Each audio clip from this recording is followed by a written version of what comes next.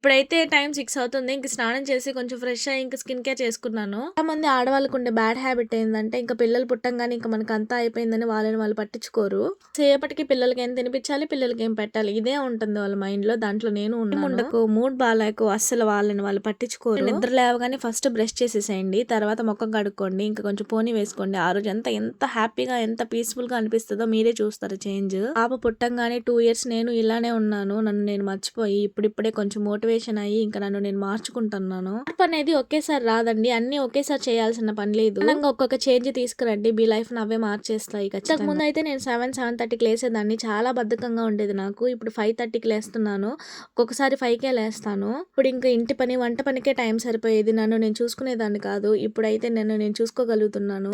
గా అన్ని వర్క్స్ కూడా పెండింగ్ లేకుండా అన్ని చేసుకోగలుగుతున్నాను. సెల్ఫ్ సాటిస్ఫాక్షన్ చాలా ఇంపార్టెంట్ అండి లైఫ్ లో. రోజు టైం కి తింటూ టైం కి పని అంతా అయిపోయి ఒక్కరోజు గడిపి చూడండి ఎంత హ్యాపీ అనిపిస్తుందో ఆ రోజు. అసలు మాటల్లో చెప్పలేము ఇంకా ఆనందం. రోజు నైట్ టిఫిన్ లోకి అయితే ఇంకా దోశ కారం చట్నీ చేశాను. మా వారికి అద్దికి ఫస్ట్ పెట్టేశాను. ఇంకా లాస్ట్ లో నేను వేసుకుని కూర్చొని తింటాను పీస్ఫుల్ గా టీవీ చూస్తూ. అద్దికి టీవీ చూడకుండా తినాలంటాను కానీ ఇంకా నేను టీవీ లేకుండా తినలేను. ఇంకా టీవీ చూస్తూ తిన్నాను. 2 దోశలు వేసుకున్నాను సరిపోలేదు. చట్నీ చాలా బాగుండింది ఈ రోజు. చాలా బాగా కుదిరింది. ఈ మధ్య నైట్ డిన్నర్ టైం చేంజ్ చేసేసాను. 7:30కి అంతా తినేస్తున్నాను. ఇంతకు ముందు అయితే 9:30 అయ్యేది. నేను నాకు గుడ్ హ్యాబిట్స్ ఒకటే చెప్పా కదా, బ్యాడ్ హ్యాబిట్స్ కూడా నెక్స్ట్ వీడియోలో చెప్తాను చేంజ్ చేసుకోవాల్సినవి. వీడియో నచ్చితే సబ్స్క్రైబ్ చేసి సపోర్ట్ చేయండి. Bye bye.